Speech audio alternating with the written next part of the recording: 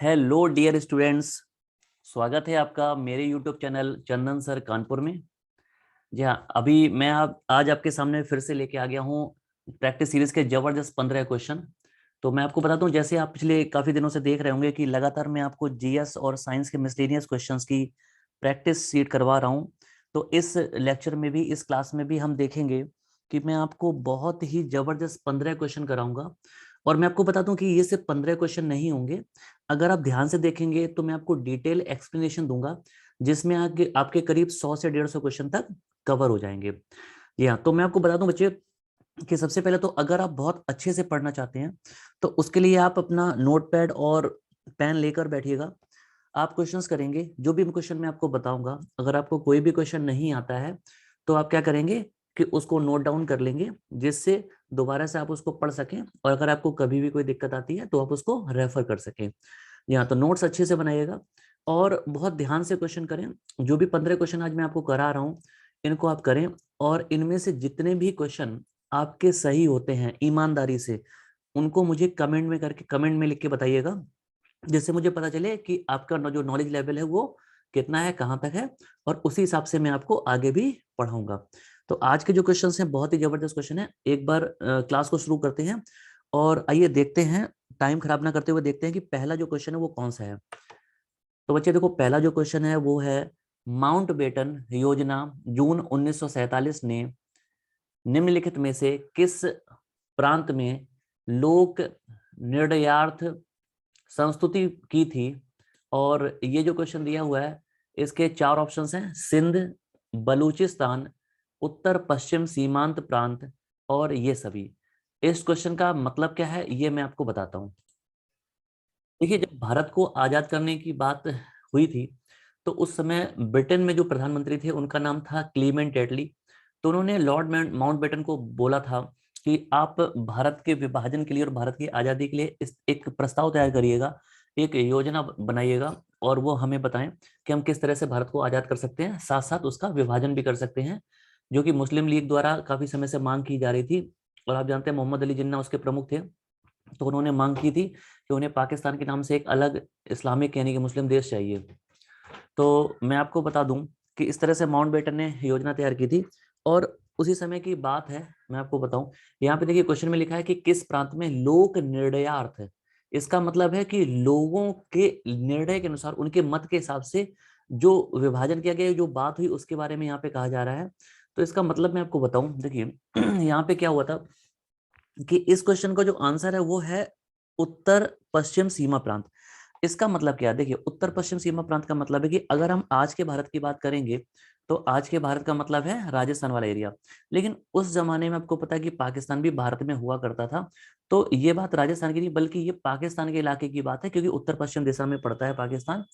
और वहां पर लोगों से क्या कराया गया था, रेफरेंडम कराया गया था, यानी कि जनमत संग्रह कराया गया था। तो जनमत संग्रह के हिसाब से ही डिसीजन लिया गया था।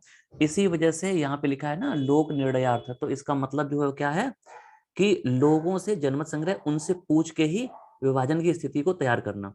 तो इस क्वेश्चन का आंसर जो हो जाएगा वो हो जाएगा ऑप्शन सी। आगे बढ़ते हैं बच्चे। अगला जो क्वेश्चन है उसमें लिखा है, महात्मा गांधी की हत्या कब हुई थी। तो देखिए, महात्मा गांधी की हत्या कब हुई थी इस बारे में आपको पूरी डिटेल एक बार दे देता हूँ। सबसे पहले महात्मा गांधी का जन्म कब हुआ था, तो सब लोग जानते हैं कि 2 अक्टूबर, जी हाँ, 1869, माफ कीजिएगा, 1869 को, 1869 को, इस डेट को गांधी जी का जन्म हुआ था। और इस डेट को आप जानते हैं कि हमारे देश में गांधी जयंती के रूप में मनाया जाता है। और अगर 2 अक्टूबर की बात करेंगे तो इसी दिन एक और महापुरुष जिनको हम लाल बहादुर शास्त्री जी के नाम से जानते हैं, उनका भी जन्म हुआ था 2 अक्टूबर को। इसीलिए 2 अक्टूबर को हर साल गांधी जयंती और शास्त्री जयंती मनाई जाती है। और मैं आपको बता दूं, क्योंकि गांधी जी अहिंसा के बहुत बड़े पुजारी थे, तो इस वजह से 2 अक्टूबर को ही अंतरराष्ट्रीय अहिंसा दिवस भी मनाया जाता है। यहाँ गांधी जी को सम्मान देने के लिए पूरी दुनिया में अंतरराष्ट्रीय अहिंसा दिवस मनाया जाता है। यहाँ गांधी जी ने देश की आजादी में बहुत बड़ा योगदान दिया, सब लोगों को पता है। ठीक है, गांधी जी पहले अपनी पढ़ाई करने के लिए, वकालत करने के लिए, जो बैरिस्ट्री की पढ़ाई उस समय बोला जाता था, उसके लिए गांधी जी इंग्लैंड गए। वहां से लौट के आए, कुछ समय बाद गांधी जी एक केस के सिलसिले में दक्षिण अफ्रीका गए। दक्षिण अफ्रीका जब गए 1894 में, तो उन्होंने वहां देखा कि वहां पर जो पिछड़े हुए लोग हैं, परेशान लोग हैं, गरीब लोग हैं, अश्वेत लोग हैं, भारतीय लोग हैं, उनके साथ बहुत ज्यादा अन्याय हो रहा है।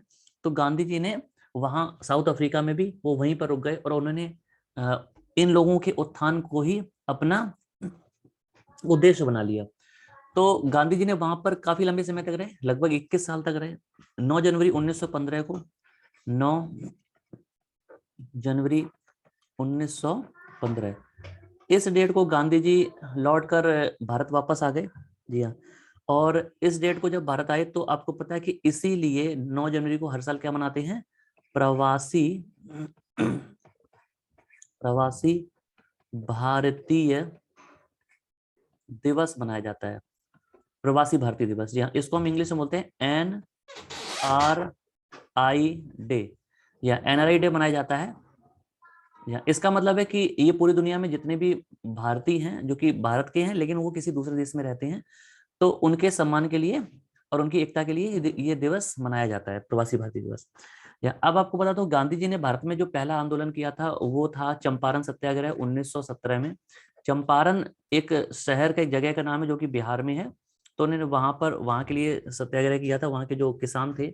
जी हाँ। और अंग्रेज जो थे वो उनसे जबरदस्ती बहुत ज्यादा बड़े एरिया में नील की खेती करवाना चाहते थे। तो इसके लिए उन्होंने चंपारण सत्याग्रह किया था। ये गांधी जी का पहला आंदोलन था भारत में। और आपको बता दूं कि इस तरह से गांधी जी ने भारत के बहुत बड़े बड़े आंदोलन में भाग लिया। और इसमें आखिरी आखिरी में हम कह सकते हैं एक प्रमुख आंदोलन था जिसको बोलते हैं भारत छोड़ो आंदोलन 1942 का।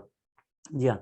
और अगर और भी आंदोलन की बात करेंगे तो आपको पता है कि जैसे खेड़ा में आंदोलन हुआ था, अहमदाबाद अहमदाबाद मिल मजदूर आंदोलन हुआ था, असहयोग आंदोलन गांधी जी ने चलाया था। इसके अलावा सविनय अवज्ञा आंदोलन चलाया था, गोलमेज सम्मेलन में गांधी जी ने भाग लिया था, गांधी अरविंद समझौता हुआ। उसके बाद अगस्त प्रस्ताव 1940 आया और बहुत बड़ा आंदोलन था भारत छोड़ो आंदोलन 1942। यहाँ तो गांधी जी ने बहुत बड़े स्तर पर देश की आजादी में, आजादी के लिए भूमिका निभाई। और इसके बाद जब देश हमारा आजाद हो गया तो उसके बाद क्या हुआ कि नाथूराम गोडसे, जिनकी विचारधारा अलग थी गांधी जी से, तो उन्होंने कहीं ना कहीं कुछ चीजों को लेकर गांधी जी को दोषी मानते हुए उन पर अटैक कर दिया। तो मैं आपको बता दूं कि नाथूराम जो गोडसे थे, ठीक है, उन्होंने जो डेट थी वो थी 30 जनवरी 1948 की। इस डेट को नई दिल्ली के बिरला हाउस में, मैं आपको बता दूं कि गांधी जी शाम के समय की बात है और वो प्रार्थना करके प्रेयर के लिए जाते थे और प्रेयर करके वो वापस लौट रहे थे। तो उसी समय नाथूराम गोडसे जो थे उन्होंने पास में जाकर गांधी जी के सीने में 3 गोलियां मार दी थी और जिसकी वजह से गांधी जी की मृत्यु हो गई थी। गांधी जी की जब मृत्यु हुई तो उनके जो आखिरी शब्द थे वो थे हे राम। तो ये क्वेश्चन भी पेपर में बहुत ज्यादा पूछा जाता है कि गांधी जी की जब मृत्यु हुई तो उनके मुंह से क्या निकला था। तो उनके मुंह से जो आखिरी शब्द थे वो थे हे राम। जी हाँ। तो अब देखिए बच्चे, आगे बताता हूँ मैं आपको कि गांधी जी की जब मृत्यु हुई तो वो जो डेट थी मैंने आपको भी बताया, गांधी जी की जो मृत्यु हुई थी वो थी 30 जनवरी, जी हाँ, और 1948 को, जी हाँ, देश की आजादी के बाद। तो इसीलिए इस दिन इसी डेट को क्या हर साल 30 जनवरी को क्या मनाते हैं, शहीद दिवस मनाया जाता है, शहीद दिवस। और मैं आपको बता दूं कि शहीद दिवस की अगर बात करेंगे तो हमारे देश में शहीद दिवस एक और होता है और वो जो है वो है 23 मार्च 1931 का। यहाँ इस डेट में क्या हुआ था, भगत सिंह, राजगुरु और सुखदेव को फांसी दे दी गई थी। तो इस वजह से भी शहीद दिवस मनाते हैं। लेकिन अगर आपके पेपर में क्वेश्चन आता है कि शहीद दिवस किसे कहा जाता है, तो सबसे पहले हम प्रायोरिटी पे जो क्वेश्चन करेंगे वो हमारा आंसर होगा 30 जनवरी 1948 को, जिस दिन गांधी जी शहीद हुए थे। और अगर ये ऑप्शन में नहीं है तब हम जाएंगे 23 मार्च 1931 पे, जिस दिन भगत सिंह, राजगुरु और सुखदेव को फांसी दी गई थी। ठीक है बच्चे। तो आगे बढ़ते हैं, अगला जो हमारा क्वेश्चन है, क्वेश्चन नंबर 3 है, अलाई दरवाजा किस विश्व विरासत स्थल में स्थित है। और ऑप्शन है हमारे पास, हुमायूं का मकबरा जो कि दिल्ली में है, महाबोधि मंदिर समूह जो कि आप जानते हैं कि बोध गया में है, बिहार के गया डिस्ट्रिक्ट में, गया जिले में बोध गया नाम की जगह है, वहां पर है। इसके बाद कुतुब मीनार दिल्ली में है और लाल किला परिसर भी दिल्ली में है। तो मैं आपको बता दूं, जब हम इनकी बात करते हैं तो अलाई दरवाजा किस विश्व विरासत स्थल में स्थित है, मैं आपको बता देता हूँ। देखिए, अलाई दरवाजा का जो निर्माण है, अलाई दरवाजा जो बनवाया था वो किसने बनवाया था, उस व्यक्ति का नाम था अलाउद्दीन, जी हाँ, अलाउद्दीन खिलजी। हिस्ट्री में बहुत बड़ा नाम आप जानते हैं अलाउद्दीन खिलजी का। तो अलाउद्दीन खिलजी ने अलाई दरवाजा का निर्माण करवाया था।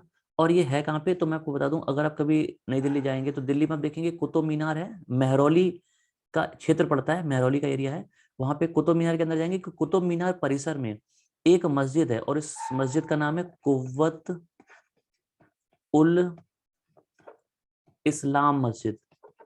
या इस मस्जिद का क्या नाम है? कुव्वत उल इस्लाम मस्जिद।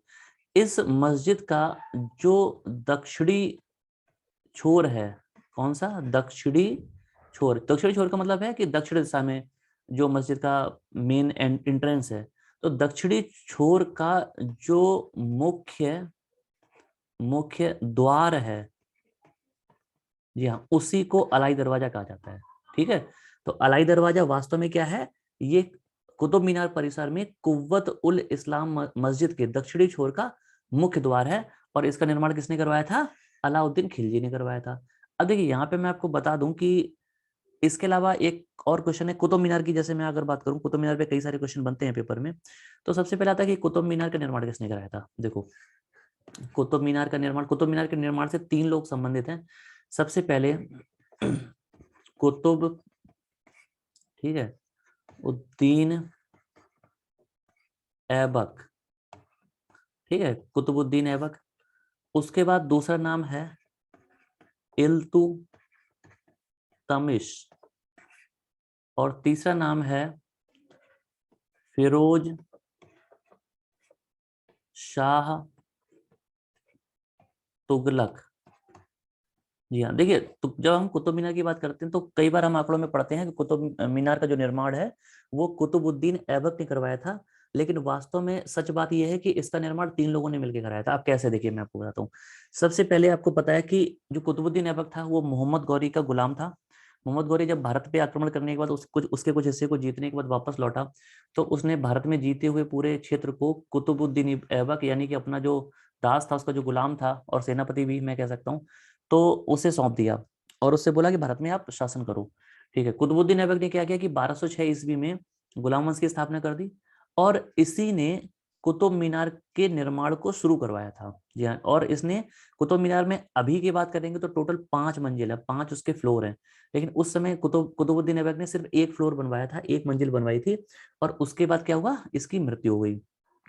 कुतुबुद्दीन ऐबक की मृत्यु के बाद कुछ समय बाद जब इल्तुतमिश गुलाम वंश का शासक बना, तो उसने इस कुतुब मीनार को पूरा करवाया और जब पूरा करवाया तो इसने उसमें 3 फ्लोर यानी कि 3 मंजिल और बनवा दिए। तो इस तरह से कुल मिलाकर कुतुब मीनार में टोटल जो मंजिल हो गई थी वो कितनी हो गई? 4 मंजिल की कुतुब मीनार बन चुकी थी, 4 फ्लोर थे उसके। बाद में क्या हुआ कि उस पर आसमानी बिजली गिर गई। आसमानी बिजली गिरने से उसकी जो ऊपर की एक मंजिल थी वो क्षतिग्रस्त हो गई, नष्ट हो गई, उसमें आग लग गई। तो जब एक मंजिल नष्ट हो गई तो उसमें जो 4 मंजिल थी उसमें बची कितनी? 3। और बाद में जब तुगलक वंश का शासन आया तो उसका जो शासक था फिरोज शाह तुगलक, उसने इसकी मरम्मत कराई, उसका पुनर्निर्माण कराया। तो उसने क्या किया था कि 2 मंजिल और बनवा दी, तो 3 से कितनी हो गई? 5। तो कुतुब मीनार जो है ये इस समय 5 मंजिल की आपको देखने को मिलेगी और कुतुब मीनार की जो ऊंचाई है वो 72.5 मीटर है, यानी कि 72 मीटर से ज्यादा है। और ईंटों से निर्मित यह है भारत की सबसे ऊंची मीनार है, यहाँ अगर इसकी हम बात करेंगे। और इसका निर्माण अगर करवाया गया था तो उसमें 3 लोगों का रोल था। और कुतुब मीनार का जो नाम है वो किसके नाम पर पड़ा, तो मैं आपको बता दूं कि ये एक इस्लामी संत थे। जी हाँ, सूफी संत थे इस्लाम धर्म में। एक क्या थे? ख्वाजा, जिनको बोला जाता है इस्लाम में जो संत होते हैं उन्हें क्या बोला जाता है? ख्वाजा। तो एक संत थे, ख्वाजा थे, नाम था उनका नाम था कुतुबुद्दीन, या कुतुबुद्दीन बख्तियार बख्तियार काकी। जी हाँ, तो ये कौन थे? कुतुबुद्दीन बख्तियार काकी एक मुस्लिम संत थे। इन्हीं के नाम पर कुतुब मीनार का नाम, जी हाँ, रखा गया था। और कुछ आंकड़ों में कभी कभी देखने को यह भी मिलता है कि कुतुबुद्दीन ऐबक की वजह से इनका नाम रखा गया, लेकिन वास्तव में जो सच्चाई है वो ये है कि जो सूफी संत थे कुतुबुद्दीन बख्तियार काकी, इनके नाम पर कुतुब मीनार का नाम कुतुब मीनार रखा गया था। ठीक है जी, तो आगे बढ़ते हैं अगले क्वेश्चन की ओर। अगला क्वेश्चन है क्वेश्चन नंबर 4। एलपीजी किसका मिश्रण है? तो एलपीजी होता क्या है मैं आपको सबसे पहले बता दूं। देखिए, एलपीजी का जो फुल फॉर्म हुआ क्या है? Liquid petroleum gas. Liquid petroleum gas. LPG वास्तव में वो गैस होती है जिससे खाना बनाया जाता है। घरों के जो सिलेंडर होते हैं ना, एचपी, इंडेन वगैरह, तो उसमें जो गैस भरी होती है, खाना पकाने वाली जो रसोई गैस होती है, वो एलपीजी ही होती है।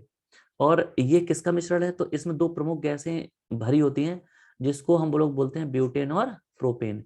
तो देखिए बता दूं कि जब सर्दी का मौसम होता है या ऐसे इलाके जहाँ पे ठंड ज्यादा पड़ती है, तो वहां पे प्रोपेन की मात्रा ज्यादा बढ़ा दी जाती है, और जब गर्मी का मौसम होता है तो ब्यूटेन की मात्रा सिलेंडर में ज्यादा बढ़ा दी जाती है। तो वास्तव में ब्यूटेन और प्रोपेन का मिश्रण ही क्या कहलाता है? एलपीजी कहलाता है, यानी कि लिक्विड पेट्रोलियम गैस कहलाता है। आगे बढ़ते हैं। अगला क्वेश्चन बच्चे, भारत के किस राज्य का सबसे लंबा समुद्री किनारा है? तो आपको मैं बता दूं, सबसे लंबा समुद्री किनारा यानी कि समुद्र का तट। तो भारत के कुल मिलाकर कितने 9 राज्य हैं जो समुद्र तट से लगते हैं। जी हाँ, ये क्या है? पूर्ण राज्य भारत के। तो देखिए सबसे पहले अगर हम गुजरात से शुरू करेंगे तो गुजरात, उसके नीचे महाराष्ट्र, फिर आपको पता है कि गोवा आ जाता है, गोवा के नीचे क्या है, फिर यहाँ पे आ जाता है कर्नाटक, और उसके बाद केरल। तो भारत की जो आकृति उस तरह से है। और केरल के बाद फिर आप जानते हैं यहाँ पे आ जाता है तमिलनाडु, और उसके बाद आंध्र प्रदेश, उसके बाद उड़ीसा, और फिर पश्चिम बंगाल। तो इस तरह से जो ऐसे करके जो भारत के राज्य हैं वो होते हैं, यानी कि हम कह सकते हैं कि ईस्ट यानी कि पूर्वी किनारे पर, पूर्वी तट पर भारत के कितने राज्य हैं? 4 समुद्र तट से लगने वाले। और पश्चिमी किनारे पर वेस्टर्न साइड में वो कितने हैं? 5 हैं। तो कुल मिला के 9 राज्य हैं जो भारत के समुद्र के तट पर स्थित हैं, समुद्री तट पर स्थित हैं। और इन 9 राज्यों में सबसे बड़ी जो सीमा है, समुद्री सीमा, वो है, मैं आपको बता दूं कि सबसे पहला जो ऊपर में दिया, ये कौन सा है? गुजरात। तो गुजरात की सीमा सबसे लंबी है, और इसकी वास्तव में जो लंबाई है वो है 1214 किलोमीटर। ठीक है जी। अच्छा, और अगर आ जाए क्वेश्चन कि दूसरी सबसे लंबी सीमा वाला राज्य कौन सा है, तो यहाँ पे दूसरी सबसे लंबी सीमा वाला राज्य है, ये जो आप देखते हैं तीसरे नंबर पे कौन सा है? ये है आंध्र प्रदेश। और इसके बाद जो आएगा वो ये होगा, इसको हम लोग बोलते हैं तमिलनाडु, यहाँ तमिलनाडु है। और ये कौन सा है? ये है गुजरात। ठीक है, तो सबसे लंबी सीमा है गुजरात की, उसके बाद आंध्र प्रदेश की, उसके बाद तमिलनाडु की। ठीक है बच्चे। और सबसे छोटी जो सीमा है वो कौन से राज्य की है? तो वो है गोवा। जी हाँ, गोवा की सीमा सबसे छोटी है, समुद्री सीमा सबसे छोटी है। ठीक है। और जो भी क्वेश्चन मैं आपको बता रहा हूँ, अगर लिखने में कोई दिक्कत है तो आप वीडियो को वहां पे पॉज कर लीजिएगा, रोक के, और आप क्वेश्चन को नोट कर लें, या फिर आप स्क्रीनशॉट भी ले सकते हैं। ठीक है बच्चे, चलो आगे बढ़ते हैं। अगला क्वेश्चन है क्वेश्चन नंबर 6। कोंकणी किस केंद्र शासित प्रदेश की शासकीय भाषा है? ठीक है, कोंकणी जो भाषा है वो कहाँ की है? तो सबसे पहले तो ध्यान रखिएगा, कोंकणी जो है वो, अगर क्वेश्चन होता है कि किस पूर्ण राज्य की भाषा है, तो उसका आंसर क्या होता है? गोवा। गोवा की भाषा है कौन सी? कोंकणी। लेकिन चूंकि यहाँ पर हमारे पास केंद्र शासित प्रदेश दिए गए हैं, यूनियन टेरिटरी दिए गए हैं, इसकी वजह से जो भाषा है वो हमें देखनी पड़ेगी। तो मैं आपको बताता हूँ, देखिए ध्यान से देखिएगा। यहाँ पे है चंडीगढ़, ठीक है, यहाँ पे दादरा और नगर हवेली एवं दमन और दीव, यहाँ पे है लक्षद्वीप, और इसके बाद है दिल्ली। दिल्ली में जो भाषा चलती है आप जानते हैं, वहाँ पे हिंदी है, कुछ उर्दू भी है, थोड़ी बहुत पंजाबी बोली जाती है। ठीक है। अच्छा, चंडीगढ़ आप जानते हैं, चंडीगढ़ हरियाणा और पंजाब की राजधानी है, तो यहाँ पर हिंदी पंजाबी बोली जाती है। लक्षद्वीप की जो भाषा है, लक्षद्वीप आप जानते हैं केरल से पास पड़ता है, तो जो केरल की भाषा है वही लक्षद्वीप की है। क्या भाषा है भाई? तो ये है मलयालम, मलयालम चलती है। ठीक है। अब हमारे पास सिर्फ क्या बचता है? दादरा नगर हवेली और दमन दीव। तो कुछ समय पहले तक आपको पता है कि दादरा नगर हवेली एक अलग केंद्र शासित प्रदेश हुआ करता था, और दमन दीव एक अलग हुआ करता था, लेकिन अभी दोनों को आपस में मिला दिया गया है। तो ये इतना बड़ा पूरा एक ही केंद्र शासित प्रदेश बन गया है। ठीक है। तो दमन दीव की जो भाषा है वो कौन सी है? कोंकणी है। और अब चूंकि पूरा एक में मिला दिया गया, तो हम कह सकते हैं कि दादरा और नगर हवेली एवं दमन दीव पूरे की जो भाषा है वो कौन सी है? ये भाषा है भाई कोंकणी। ठीक है, तो ये ध्यान रखना, बहुत अच्छा क्वेश्चन है। आगे बढ़ते हैं। अगला क्वेश्चन है बच्चे, लोकसभा के सदस्यों का कार्यकाल कितने वर्षों का होता है? ठीक है, तो इसका आंसर क्या होगा? देखिए संसद हमारी है, भारत की जो संसद होती है ना, जिसको हम पार्लियामेंट बोलते हैं, इसके 2 सदन होते हैं। उच्च सदन जो होता है यानी कि अपर हाउस जो है, तो वो कौन सा होता है? राज्यसभा होता है।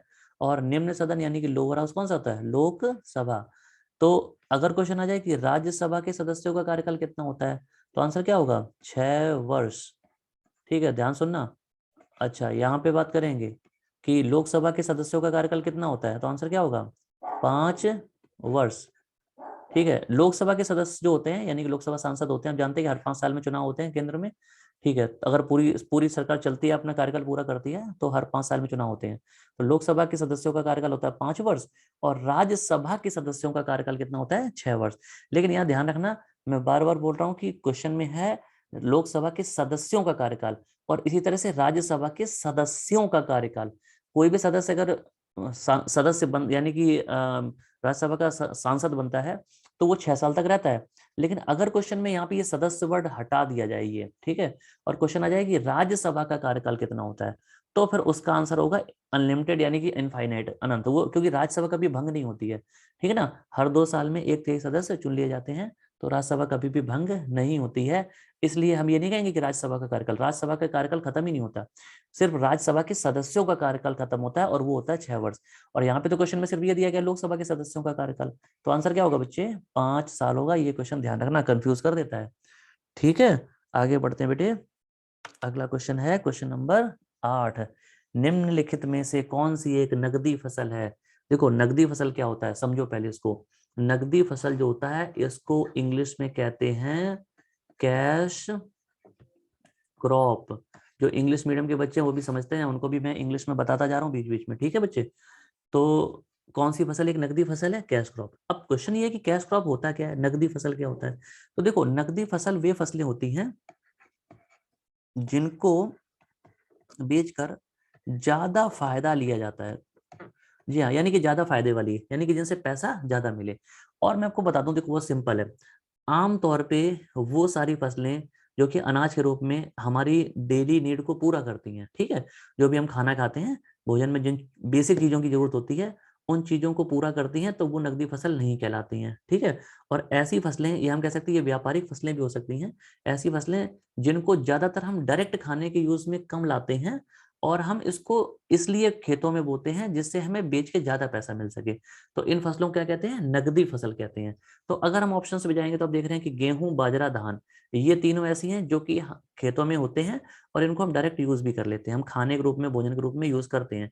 लेकिन रबड़ हम खाने के रूप में यूज नहीं करते हैं। तो रबड़ कैसी फसल हो जाएगी भाई? ये हमारी हो जाएगी नकदी फसल, जिसकी जो खेती की जाती है, उगाई जाती है, वो बिजनेस पर्पज से, व्यापार के पर्पज से, जिससे हमें ज्यादा पैसा मिल सके। तो आंसर क्या हो जाएगा? रबड़ हो जाएगा। आगे बढ़ते हैं। अगला क्वेश्चन है क्वेश्चन नंबर 9। मोनालिसा की प्रसिद्ध कलाकृति किसने बनाई थी? देखो, सबसे पहले मोनालिसा की जो पेंटिंग है वो कई लोगों ने देखी हुई होगी। इसमें एक महिला का चित्र है, और ये जब बनाई गई थी तो इसकी खासियत थी, ये इतनी ज्यादा प्रसिद्ध हुई कि पूरी दुनिया में जो सबसे ज्यादा फेमस पेंटिंग हुई है, उनमें से एक ये पेंटिंग रही है। इसको बनाया किसने था? तो देखो, यहाँ पे 4 ऑप्शन है: Alberuni, Leonardo da Vinci, Vasco da Gama, Lionel Messi, ठीक है। तो यहाँ पे बात बताता हूँ कि करेक्ट आंसर होगा लियोनार्डो दा विंसी। ये क्या थे? एक चित्रकार थे, और कहाँ के थे? तो ये थे भाई इटली के, है ना, जहाँ की सोनिया गांधी हैं, रहने वाली हैं। सोनिया गांधी का जन्म कहाँ पे हुआ था? इटली में। बाद में राजीव गांधी से शादी करने के बाद वो भारत में आ गई, बस गई, ठीक है। तो इटली, और इटली की राजधानी क्या है? तो यहाँ पे पूछ लिया जाता है, इटली की राजधानी क्या है? रोम। ठीक है, इटली की राजधानी क्या है? रोम है भाई। तो इटली के रहने वाले थे लियोनार्डो दा विंसी। इन्होंने मोनालिसा की पेंटिंग बनाई थी, जो कि दुनिया की सबसे बड़ी पेंटिंग में से एक है। आगे बढ़ते हैं।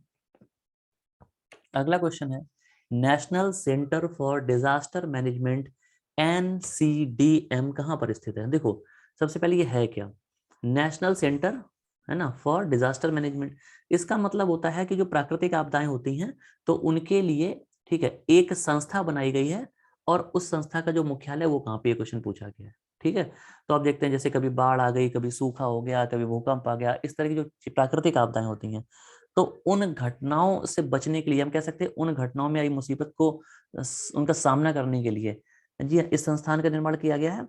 और इसका जो मुख्यालय है वो कहाँ पर बनाया गया? तो ऑप्शन हमारे पास है: नई दिल्ली, नागपुर, हैदराबाद, पुणे। तो इसका करेक्ट आंसर क्या होगा? नई दिल्ली हो जाएगा। ठीक है बच्चे, आगे बढ़ते हैं। अगला क्वेश्चन है क्वेश्चन नंबर 11। 11 में दिया है 28 जनवरी 2021 को निम्न में से किस स्वतंत्रता सेनानी का जन्म दिवस मनाया गया? तो देखो, यहाँ पे ऑप्शन दिए हैं 4: चंद्रशेखर आजाद, राम प्रसाद बिस्मिल, लाला लाजपत राय, लाला हरदयाल। तो इस क्वेश्चन को डिटेल में बता देता हूँ। देखो, यहाँ पे चारों महान व्यक्ति रहे हैं, महान क्रांतिकारी रहे हैं, कह सकते हैं, ठीक है। देश की आज़ादी में इन सब का बहुत बड़ा रोल रहा है। और मैं आपको बता दूं कि चंद्रशेखर आजाद को सब जानते हैं, ठीक है। चंद्रशेखर आजाद की जो मृत्यु हुई थी, ये शहीद हुए थे, ये इलाहाबाद के अल्फ्रेड पार्क में हुए थे। और इलाहाबाद का जो अल्फ्रेड पार्क है उसका नया नाम है चंद्रशेखर आजाद पार्क। राम प्रसाद बिस्मिल जो थे, इनको फांसी दे दी गई थी, और इनको फांसी दी गई थी गोरखपुर जेल में। लाला लाजपत राय की मृत्यु हुई थी, आपको पता है कि लाठी चार्ज कर दिया था अंग्रेजों ने, तो उसमें हो गई थी। और लाला हरदयाल जो है, इन्होंने 1913 में क्या किया था, सैन फ्रांसिस्को अमेरिका में गदर पार्टी की स्थापना की थी। तो ये कुछ फेमस व्यक्ति हैं। अब क्वेश्चन जो हमारा दिया कि किसका जन्मदिन मनाया गया, तो मैं आपको बता दूं कि देखिए, जो इस क्वेश्चन का करेक्ट आंसर होगा वो लाला लाजपत राय। इनकी कहानी सुनिएगा। देखो, लाला लाजपत राय का जो जन्म है ये हुआ था सन 1865 में, 1865 में, ठीक है। और 28 जनवरी 2021 को इनका 156वां जन्मदिन मनाया गया। या इनको बहुत ही बहादुर, बहुत ही शेर दिल इंसान थे, इसीलिए इन्हें क्या कहा जाता है, शेर ए पंजाब कहा जाता है। शेर ए पंजाब, पंजाब के रहने वाले थे। अब जिस समय जब देश हमारा आजाद नहीं हुआ था, उस समय भारत पाकिस्तान एक में ही था। तो पंजाब का जो एरिया है वो आधा हिंदुस्तान में और आधा पाकिस्तान में भी चला गया है। तो जो लाहौर वगैरह क्षेत्र हुआ करता था वो सब कहाँ पे आता था, पंजाब में। तो ये पंजाबी थे, और इन्होंने देश की आज़ादी के लिए बहुत काम किया। मैं आपको बता दूं हुआ क्या था, कि जब साइमन कमीशन 1927 में बनाया गया, 1927 में, या साइमन कमीशन जब बनाया गया इंग्लैंड में, और उसे 1928 में भारत भेजा गया, ठीक है। क्या भेजा गया भाई, साइमन कमीशन। ये मैंने पहले बताया भी होगा आपको। साइमन कमीशन, साइमन कमीशन क्या चीज है, देखो ये एक टीम थी। इस टीम का जो अध्यक्ष था उसका नाम था सर जॉन साइमन। ये टीम पूरी अंग्रेजों की थी। इंग्लैंड में जो प्रमुख पार्टियां थी, राजनीतिक पार्टियां, उन सभी के सदस्यों को शामिल किया गया था। इनका काम क्या था कि भारत में आके भारतीय नेताओं से बात करके यहाँ की कंडीशंस को समझ के भारतीय संविधान का निर्माण करना। अंग्रेज भारत में पूरी तरह से बस चुके थे, और वो ये चाहते थे कि अब भारत में वो खुद एक संविधान बनाए जिसके तहत वो देश को चला सकें, क्योंकि भारत बहुत बड़ा देश रहा है शुरू से। तो इतने बड़े देश को चलाना इतना आसान नहीं होता है। तो अंग्रेज चाहते थे कि भारत में संविधान लागू करें। भारतीयों ने इसका जम के विरोध किया, और इसका सबसे प्रमुख कारण ये था कि उस टीम में, जो टीम भारत में संविधान बनाना चाहती थी, उसमें किसी भी भारतीय को शामिल नहीं किया गया था। तो भारतीयों की ये मांग थी, भारतीयों ने ये कहा था कि जब संविधान हमारे देश का बनाया जा रहा है, संविधान हमारे लिए बनाया जा रहा है, तो फिर इसमें हमें भी शामिल किया जाए, भारतीयों को भी शामिल किया जाए। अंग्रेजों ने इसमें मना कर दिया था, इसी बात का विवाद था। तो जब साइमन कमीशन 1927 में बनाया गया और 1928 में भारत भेजा गया, तो पूरे देश में जमकर विरोध हुआ। और लाहौर के क्षेत्र में, यहाँ लाला लाजपत राय के नेतृत्व में भारतीय क्रांतिकारियों ने, भारतीयों ने बहुत जबरदस्त तरीके से साइमन कमीशन का विरोध किया, और नारा लगाया, Simon go back, Simon commission वापस जाओ। जब ये नारा लगा रहे थे और विरोध कर रहे थे, उसी समय लाहौर के पुलिस अधीक्षक यानी कि सुप्रिंटेंडेंट ऑफ पुलिस, एसपी, उस व्यक्ति का नाम था स्कॉट। या तो लाहौर का जो एसपी था उसका नाम स्कॉट था। उसने लाला लाजपत राय पर पुलिस वालों को लाठियां चलाने का आदेश दे दिया, और इसके बाद पुलिस वालों ने उनके ऊपर जम के लाठी से प्रहार किए, जिसकी वजह से कुछ समय बाद उनकी मृत्यु हो गई। यहाँ तो लाला लाजपत राय ने एक स्टेटमेंट भी दिया था कि मेरे सिर पर पड़ी हुई एक एक लाठी अंग्रेजी शासन के कफन की आखिरी कील साबित होंगे, ऐसे करके एक स्टेटमेंट दिया था। और जब लाला लाजपत राय की मृत्यु हुई, तो इससे क्या हुआ कि जो भारतीय क्रांतिकारी थे उनके अंदर क्रोध की ज्वाला भड़क उठी, और उन्होंने डिसाइड किया कि वो इसका बदला जरूर लेंगे। तो आपको बता दूं कि उस समय चंद्रशेखर आजाद, भगत सिंह, राजगुरु, सुखदेव, इन ऐसे बड़े नामों ने, ऐसे बड़े क्रांतिकारियों ने लाला लाजपत राय की मृत्यु का बदला लेने का प्लान किया। और इसी के तहत उन्होंने लाहौर के एसपी स्कॉट पर हमला किया, बम से हमला किया, गोली से हमला किया। लेकिन जब हमला किया तो उसमें स्कॉट बच निकला, और स्कॉट की जगह लाहौर का ही जो एएसपी था, यानी कि उप पुलिस अधीक्षक था, वो, उसका नाम था सैंडर्स, या तो वो इस हमले में मारा गया। और जब वो इस हमले में मारा गया तो उसकी वजह से भगत सिंह, राजगुरु, सुखदेव को जेल में डाल दिया गया, और बाद में उन्हें 23 मार्च 1931 को फांसी दे दी गई थी। या तो ये कहानी है। तो आप ध्यान रखिएगा कि अगर हम इस क्वेश्चन की बात करेंगे तो इसका करेक्ट आंसर क्या होगा, लाला लाजपत राय। आगे बढ़ते हैं अगले क्वेश्चन की ओर।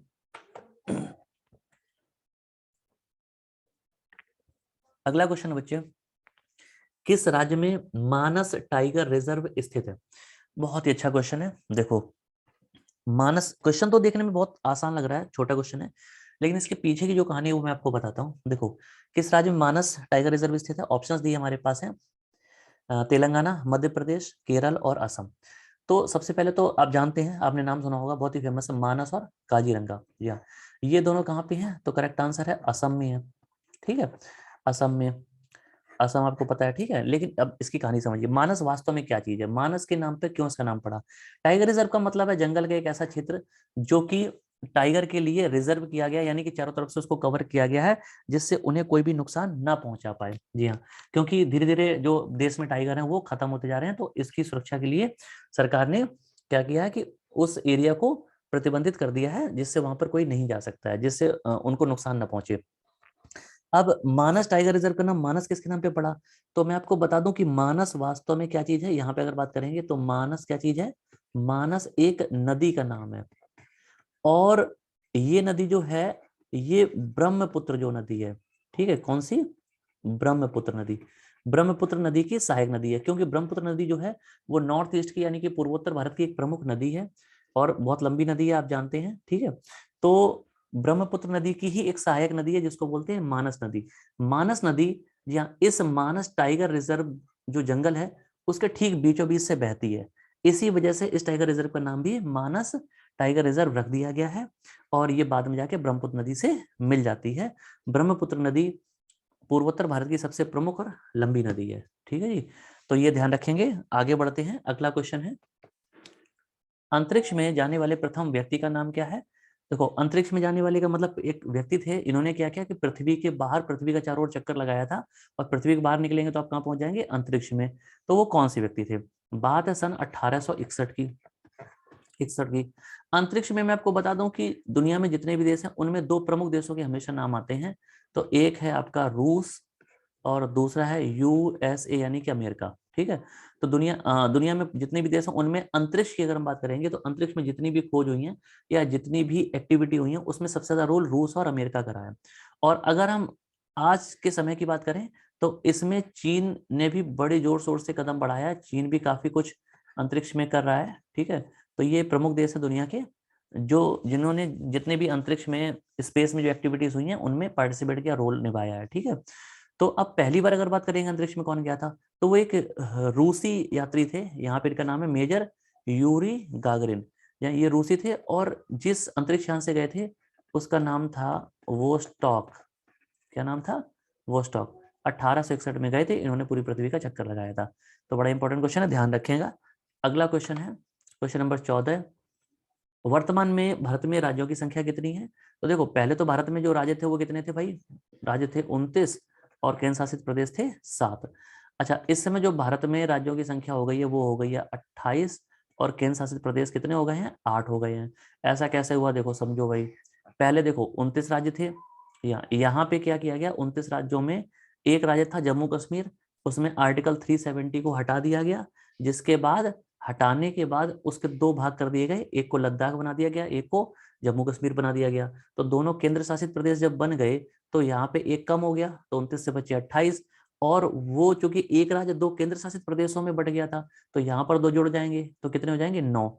तो इस हिसाब से 28 पूर्ण राज्य और 9 केंद्र शासित प्रदेश हो गए थे। लेकिन बाद में दादरा नगर हवेली और दमन दीव को आपस में मिला दिया गया, जिसकी वजह से दोनों मिलके एक हो गए, तो संख्या 9 से कितनी बची? 8। तो इस तरह से 8 केंद्र शासित प्रदेश यानी कि यूनियन टेरिटरीज, यूटी, और 28 क्या है? पूर्ण राज्य भारत में। तो ये ध्यान रखना, ये लेटेस्ट आंकड़े हैं अभी के जो इस समय है, तो ध्यान रखें। और भारत में अगर हम बात करेंगे कि सबसे आखिरी में कौन सा राज्य बना है, तो भारत का जो आखिरी राज्य बना था उसका नाम है तेलंगाना। 2 जून 2014 को बना था तेलंगाना। जी हाँ, तेलंगाना। ठीक है, और इसके बाद आपको बताई दिया कि जम्मू कश्मीर से आर्टिकल 370 हटा था, और उसका जम्मू कश्मीर को, जम्मू कश्मीर और लेह लद्दाख के रूप में दो केंद्र शासित प्रदेशों में बांट दिया गया। और उसके पहले की अगर बात करेंगे, इससे पहले तो भारत में 3 राज्य बने थे, जिसमें एक था आपका उत्तराखंड, और एक था आपका छत्तीसगढ़, उसके एक था झारखंड। झारखंड, ठीक है। तो छत्तीसगढ़ जो बना था, ये तीनों ही कब बने थे? सन 2000 में बने थे। ठीक है, सन 2000 में।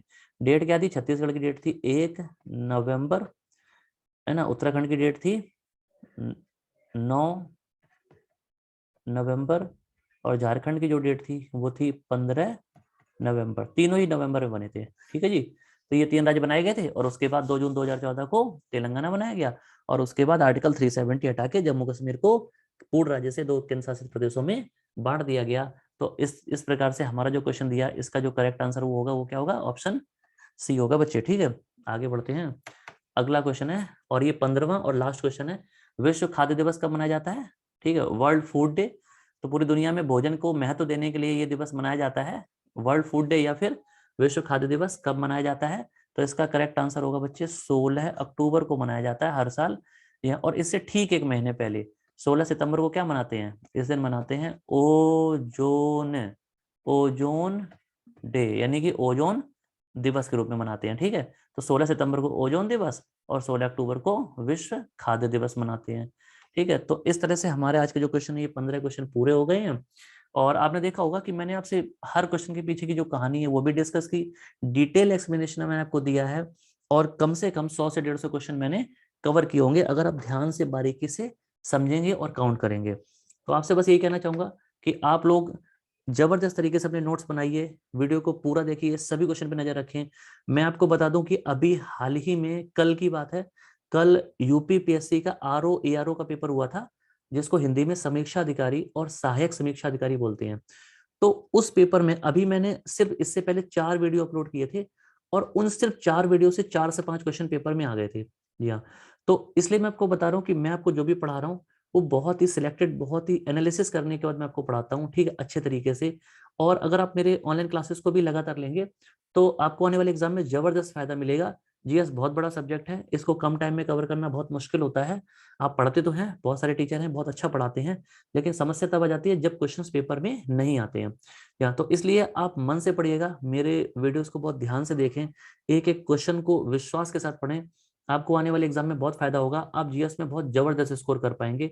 या तो अगर आपको वीडियो मेरे अच्छे लग रहे हैं लगातार, तो चैनल को जबरदस्त तरीके से सब्सक्राइब करें, लाइक करें, शेयर करें, कमेंट करें। कमेंट में मुझे ये जरूर बताएं कि 15 क्वेश्चन में से आपने कितने क्वेश्चन सही किए हैं, जिससे मुझे पता चल सके कि आप लोग कितने अच्छे से पढ़ पा रहे हैं। ठीक है, और नोट्स बनाइएगा।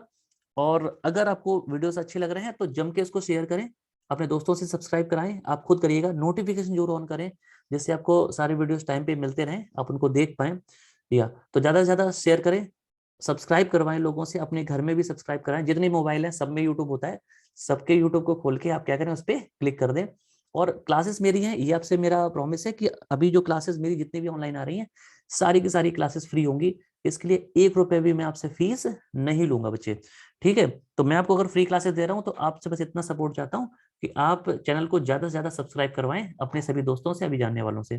ठीक है, तो मिलते हैं जल्द ही अगले वीडियो के साथ, अगले 15 जबरदस्त क्वेश्चन के साथ। ठीक है, तो तब तक के लिए आप इन क्वेश्चंस को पढ़ते रहिएगा और मिलेंगे नेक्स्ट वीडियो में। तो तब तक के लिए जय हिंद, थैंक यू, धन्यवाद।